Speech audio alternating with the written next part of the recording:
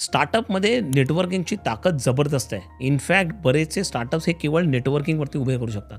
कारण नेटवर्किंगमध्ये तुम्हाला केवळ कस्टमर मिळतात असं नाही, तर तुम्हाला वेंडर्स, तुम्हाला लाइक माइंडेड लोकं, तुम्हाला को फाउंडर्स, मेंटॉर्स, तुम्हाला इन्व्हेस्टर्स हे सगळे त्याच्यातून मिळू शकतात.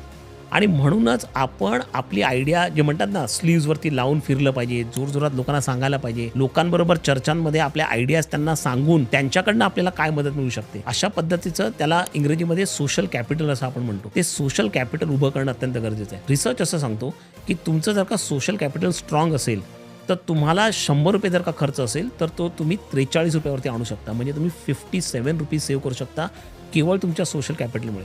याचा अर्थ तुम्ही ₹57 ने तुमचा प्रॉफिट वाढवू शकता, कारण तुम्ही कॉस्ट कमी केली आहे. इतकी जबरदस्त पॉवर नेटवर्किंगमध्ये असते.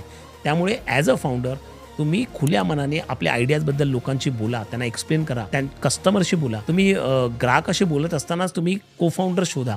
ते तुमच्याबरोबर जोडतील. मित्रांशी बोला, इन्व्हेस्टरशी बोला आणि या सगळ्यातनं आपलं एक स्ट्राँग नेटवर्क तयार करा.